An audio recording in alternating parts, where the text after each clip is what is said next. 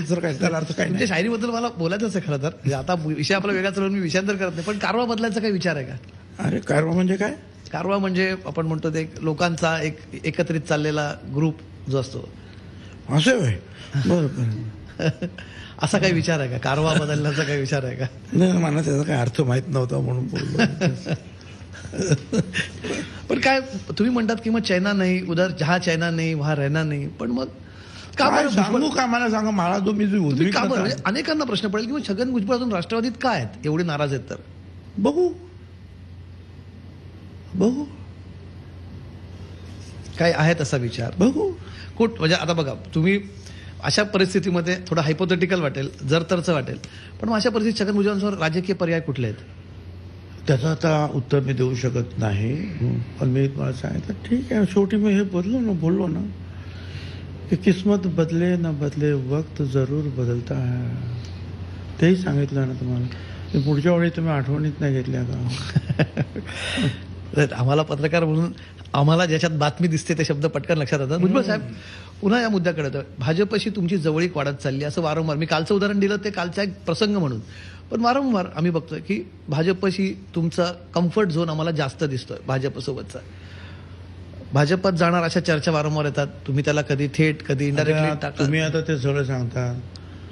आता आम्ही तिकडे नायगावला सावित्रीबाईंच्या जयंतीनिमित्ताने गेलो आणि काय आपलं फडणवीस साहेबांनी मला शेजारी बसून नंतर मग तर चांगलं तर म्हणे आता तुमची जवळीक झाली.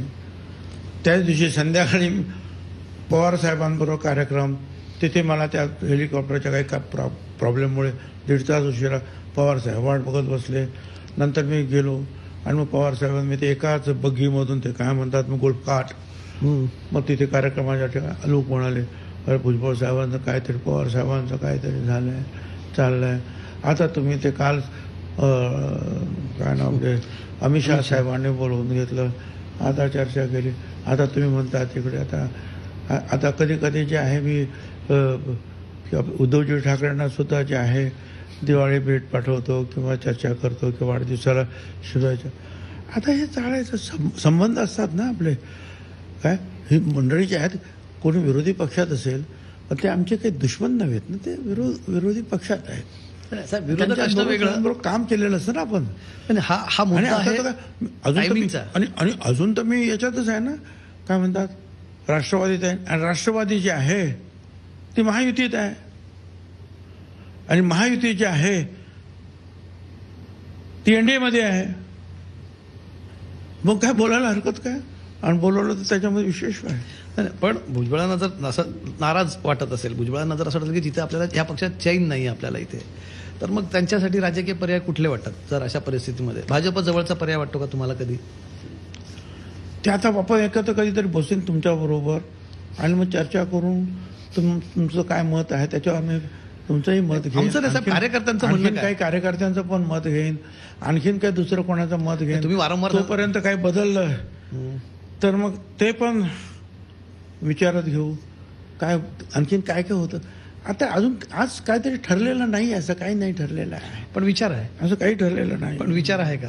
आणि विचार पण नाही आहे. आता काय सांगणार तुम्ही? आता तेच मला विचारून मोठं अडचणीत टाकता. पण मी बदल जाओ वक्त के साथ, बदल जाओ वक्त के साथ, या फिर वक्त बदलना सीखो.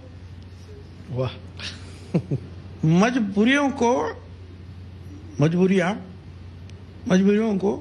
मत कोसो, हर हाल में चलना सीखो. हम चल रहे हैं भाई हर हाल में. तुम्ही अब मजबूरियां हैं, अब उसको कोस कर क्या करेंगे? हम चल रहे हैं, अभी चलने दो. तुम्ही आज फार शायरीच्या मूडमध्ये तुम्ही आता, तुम्ही शायरीतनं बऱ्याच जणांना काही